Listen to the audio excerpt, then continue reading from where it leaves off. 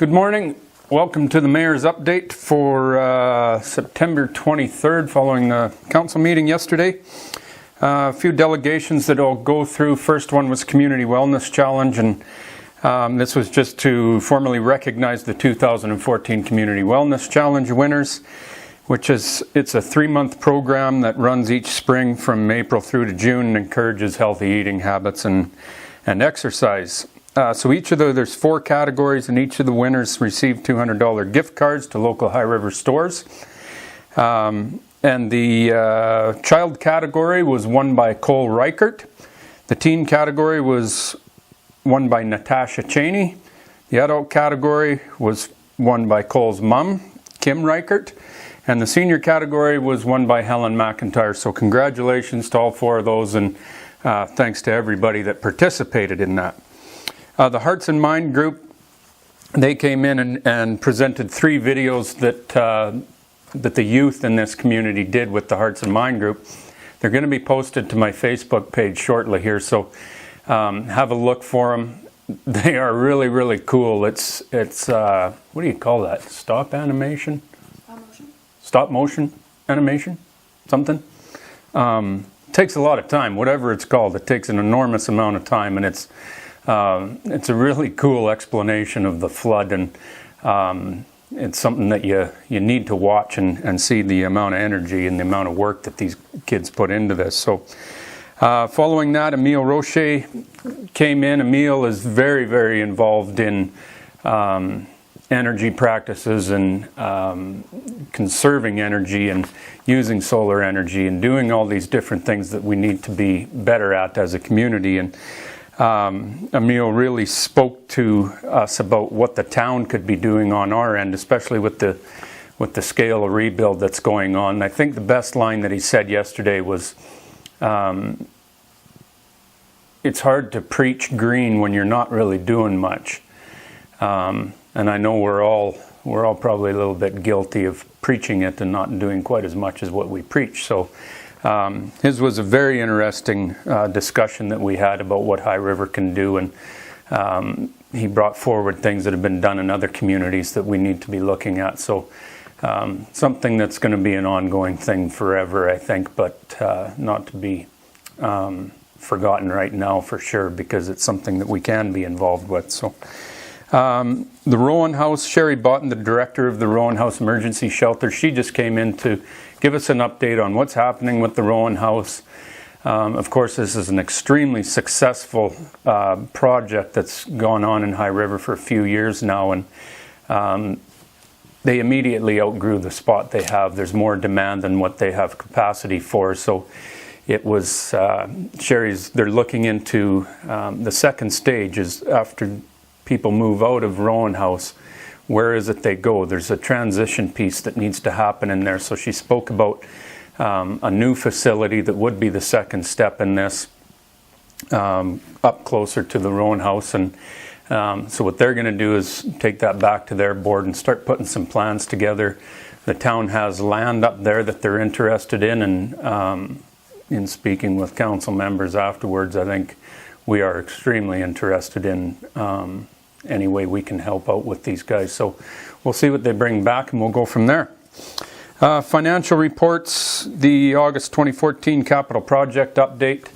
Leanna gave us that update from the CFO's office, and there's been a number of capital projects that happened over the summer that came in under budget, so we have some significant savings there. She was very clear that we're not allowed to spend them right away because of all the unknowns that are going on with all the other projects. So there might be overspending somewhere else that needs to be tightened up with this money. So we're just holding on to that because there are too many unknowns in High River right now with all the projects going on. Alberta Community Resiliency Program. This is a grant program from the provincial government that's just moving some of our flood mitigation programs forward. So Doug Holmes brought a presentation to us and outlined all the different ones. There's floodgates on Centre Street and McLeod Trail and 12th Avenue, those kinds of things that still need to be done. There's a number, and I'll get into some of the other stuff a little bit later here, but Still goes back to the bar scalping, the bank stabilization, the Eagle View dike that needs to be done, the 5th Street dike up on the east end of town here. Those kinds of things that still need to be done for the protection of this town. The last one with the actual agenda was the downtown changes. A couple of modifications that we're working through with downtown, number one being the handicap parking. So we had good discussion on how we manage handicap parking down there. There's going to be the equal amount of handicap parking available now as there was last time on both 3rd and 4th. We talked about having more available handicap parking. That's a little bit difficult for the exact areas that have to, way things have to be built for those spaces. But it is a drastic improvement on what we had before, because before the spots were not actually built to handicap parking standards. They weren't the width, all it was paint on an existing road. So there is improvements there. We're also talking about drop-off zones, 15-minute limited time parking for drop-off at the doctor's office, those kinds of things that we can work through this. There's some changes to the boulevard treatment on McLeod Trail. Initially we had it that there was going to be grass areas in there, but as everybody knows, the climate that we live in and the winters that we deal with, when you're piling all the, you're covering the road with gravel and salt all winter, that in turn ends up on the grass. Grass does not grow well in salt. So we've taken the grass out, and it'll be nice pavers and a different look down there to break it up so it's not just a big concrete strip. The United Church one that's been in the paper and everything, we didn't put that into yesterday's motion because there's still, engineering didn't have it quite the way we wanted it. There's functionality that can happen there without sacrificing the design of the street, and the United Church is on board with what we're doing, but what engineering brought to us was just a little bit different than what we were looking for. So that's been sent back to them, and we'll get that figured out and deal with it the next council meeting.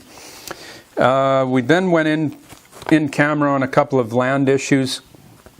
One being for the dining car downtown, and the other one for being Redtail Rise development that's in the south of town there. We came out of in camera and did a couple of motions in regards to that, and with the dining car was dealt with last year, that the town agreed to sell the car to the Johnstons for $1. They took the car over, but we had to wait until CP gave us the land underneath the car before we could actually do the sale of the car. So the CP land's dealt with, the sale has gone through, the lease that the Johnstons will pay the town for the lease space of the land underneath the car that the car sits on, that's all being put together right now. So that was just more or less a housekeeping thing of something that was done a year ago, really. As far as Redtail Rise, basically what it is right now, because the annexation is not gone through and it'll be a while yet before it does go through, we had to get town servicing there that we agreed on, because we will be annexing and it will be part of the town at some point in time. So we got administration to get the servicing agreement done with the MD, as well as move forward on the actual annexation. So that one's done. One last thing that I'm going to touch on is the bags on 12th Avenue. And this is something that a lot of people are talking about, and it was talked about yesterday in the meeting, and we're putting out there's a little notice that's coming out. It'll be on my Facebook page as well, but I'll speak to it right here. The bags on 12th are not going to be moved, and there's a couple of reasons why. First and foremost, we don't have the funding to move those bags, put them back, move them again, put them back. Priority one for this council is protection of this town, and we will not sacrifice it just because of moving a few bags. And all those bags are is an inconvenience. They are not hurting anybody. They are just a royal pain in the butt because we've only got one way on 12th and you have to come east. But that's all it is. It's a little more driving and it's a little bit of a pain in the butt for everybody. Why are they not being moved? Number one, we don't have the money. Yes, people and different companies have offered to, we've got equipment, we'll move the bags, we'll put them back. Thank you very much for the offer, but we can't do that. Where are we going to put all this stuff? There's not enough room on the south side or the north side of 12th. The other thing is when it comes time in the spring to get them back, I'm a little bit nervous about that. The other thing is once you touch those bags, they're there. They're not built to be moved around. And once they're there, we kind of have to leave them there. We don't have the money to replace bags, refill them with gravel when they break because they've been moved, et cetera, et cetera, et cetera. Priority one is protection. So the main reason why we're not moving the bags on 12th is I do not want to open the door for the GOA to look at it and say, oh, well, High River feels confident with the protection measures they have in place because they're moving the bags. Those bags are going to stay until we see dirt moving on either diversion or southwest floodway enhancement. They're two different things but may be combined. So the diversion update that where we're at right now with this, the big diversion projects, whether it's north or the south down the Little Bow, the actual diversion is going to be longer than we want and longer than we can really wait for protection in the southwest area of town because we need that 12th Avenue open, we need the bags gone, we need to get back to operating. So the diversion's going to take, there's all the environmental, there's property purchases, there's property owners that need to be dealt with running water through their land. All the infrastructure downstream of where we put the water back into these waterways. So that's going to take an enormous amount of time. It's foot to the floor on it. We are pressuring these guys to continue working on it. But we also have our own little thing that we're doing called Southwest Floodway Enhancement, and that is in the southwest corner of town. It would be an extension of the berm that ends at 12th Avenue and goes across 12th and continues south. And rather than running when floodwaters come and they all run east into that corner of 12th and Center Street and then they go south, the Southwest Floodway Enhancement just deflects the water, does not increase the amount of water that goes down, but it just preserves the split and directs water south where it's going to end up anyways. That way, the southwest portion of town being the hospital, all the homes, Charles Clark Medical Center, I could go on and on, the downtown, everything that's in this section of town is all protected, as well as Montrose, the whole co-op area, those things are all protected with this Southwest Floodway Enhancement. So until we see that happening, the bags on 12th are staying. It could be a couple of years. Like I said before, I understand it's a pain, but it's not hurting anybody. It's just an inconvenience is really all it is. So priority and protection is first and foremost. So that's the deal on 12th Avenue bags. If you got any questions on any of this stuff, email me, phone me. All the counselors are available. Email addresses are on the town website. So give us a ring. Thank you very much.